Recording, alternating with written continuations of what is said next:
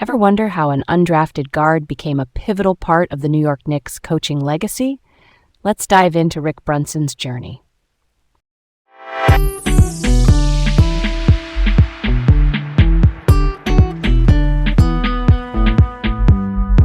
Hi, I'm Leah, feeling super curious today and ready to explore Rick Brunson's fascinating career. And I'm Garrett, excited to unravel this basketball story with you all. Welcome to Laid Back Learning with Leah and Garrett. Today's episode is all about Rick Brunson, a former NBA player and now a key assistant coach for the New York Knicks. Okay, so here's where we start. I was at a Knicks game a little while back, late in the regular season. Tight score, the Garden buzzing. You know that feeling when every possession feels like a mini heart attack. The opposing team's guards were getting into the paint too easily, and the Knicks were just a half step late on rotations. I watched Rick Brunson on the sideline, calm but locked in. During a timeout, he huddled with the guards, pointed to a couple spots on the floor, and you could see him emphasizing angles and communication. After that break, the Knicks switched up how they pinched the lane. They iced the side pick and roll, which basically means the on-ball defender and the big steer the ball handler away from the middle. Simple concept in theory, but timing is everything. Suddenly the drives dried up. There were 2 straight deflections, a shot clock violation, and the momentum flipped. I remember thinking that's pretty cool. You don't always notice assistant coaches in the chaos, but his fingerprints were all over those possessions. That's a story worth telling. I love how the small details matter. When you say he emphasized angles, why is that such a big deal on defense? Angles are everything because, you're not faster than every ball handler. But if you take away the middle and show help early, you force a player into a less comfortable shot or pass. It's kind of like setting the rails on a roller coaster. You control where the play goes. Brunson, as a player, was known for being a tough defense-first guard. So it tracks that, as a coach, he's laser-focused on footwork, communication, and those tiny adjustments that swing close games. Let's open the book on this. Rick Brunson is an American professional basketball coach and former NBA guard, now an assistant with the New York Knicks. He grew up in Syracuse, New York, in a crowded 2-bedroom apartment with 4 siblings, which shaped his blue-collar identity. Blue-collar here means grounded in hard work, resilience, and team-first habits. At Temple University, he became a high-usage two-way guard. Two-way meaning he contributed on both offense and defense. As a senior, he averaged 16.7 points, 5.9 rebounds, and 4.1 assists. He finished with 1,493 points, 253 steals, and 191 made threes, which put him high on Temple's all-time lists at the time. That's a serious blend of scoring punch, defensive instincts, and perimeter shooting. And he wasn't just a late bloomer out of nowhere. Back in high school at Salem in Massachusetts, he became a McDonald's All-American in 1991, which is basically the top showcase for U.S. high school players. But then came a tough hit. In 1995, he went undrafted, with scouts worrying about his shooting consistency and speed. Not gonna lie, that's a gut punch. He nearly made the Philadelphia 76ers that fall. Head coach John Lucas II, who's a former NBA player and veteran coach, said cutting Brunson was one of his toughest calls and that he was very, very close to making the roster. That tells you the margin was razor thin. So he takes the long road. He heads to the NBL, which is Australia's top pro league, signing with the Adelaide 36ers in late 1995, and he wins their team MVP in 1996. For anyone new to that, the NBL is highly competitive and uses FIBA rules, which include things like a shorter 3-point line at the time and a different goaltending standard. Then he hits the CBA, the old Continental Basketball Association, which was a development pipeline before the G League existed. That tour kept him sharp and visible. The resilience there really stands out to me. Here's where it turns. In 1997-98, he lands with the Portland Trail Blazers as a free agent and appears in 38 games, even starting 10. He wasn't the headliner, but he organized the offense and guarded the point of attack. Then there's more bouncing around, part CBA again, and a brief 1998 stop in the PBA, the Philippine Basketball Association, with Ginebra San Miguel. Quick explainer. In the PBA, an import is a foreign player brought in for certain conferences. They're expected to deliver right away. Ginebra is basically the most popular team in the Philippines, so the pressure is real. That stint shows how adaptable Brunson was to different tempos, rules, and fan cultures. Then 1999 arrives. He joins the New York Knicks, and that team rides all the way to the NBA Finals, winning the Eastern Conference. He was a depth guard, which means he filled in situational minutes and kept practices sharp. During those playoffs, he notched a few of those so-called Club Trillion lines. Club Trillion is a tongue-in-cheek term for playing minutes while putting up zeros in the box score, except for minutes. It looks like 1 followed by a bunch of zeros. It's funny as a meme, but it also highlights how deep reserves can still contribute through scout teamwork and quick, clean possessions. From there, he keeps carving out that journeyman niche. He splits time between the Celtics and a return to the Knicks in 2001, back to Portland in 2001-02, then to the Chicago Bulls in 2002-03. In 2003-04, he's with the Bulls and the Toronto Raptors. The peak comes in 2004-05 with the Los Angeles Clippers. He starts 39 of 80 games, averages 24.3 minutes, 5.5 points, and 5.1 assists.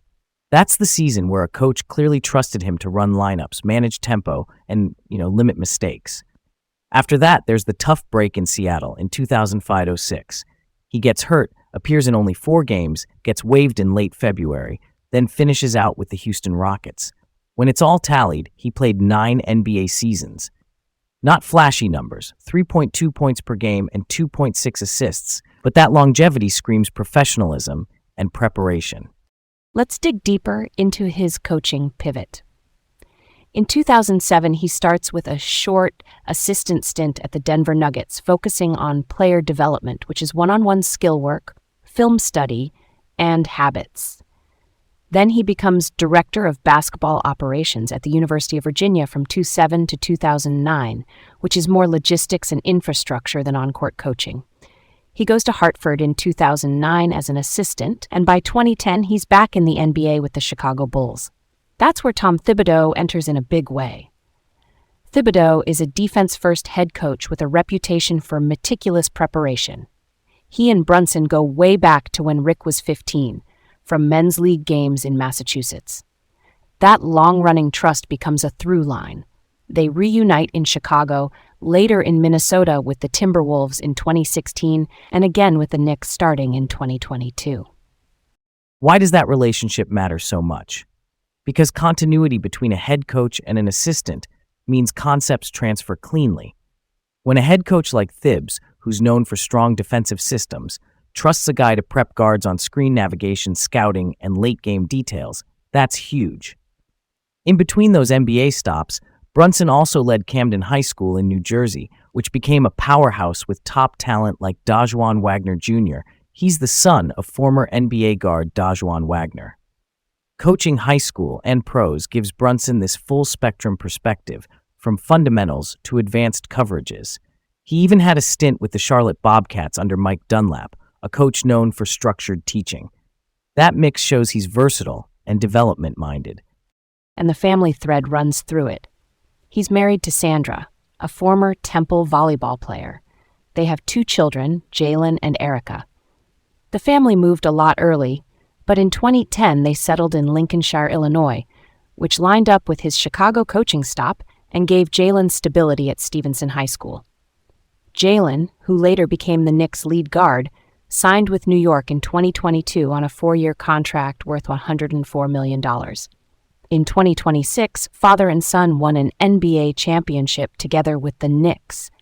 There's also that cool footnote that both Brunsons reached the NBA Finals as Knicks players, Rick in 1999 and Jalen in 2026, which made them the first father-son duo to do that with the same franchise. Real talk. That's a legacy moment. Also, quick pop of context.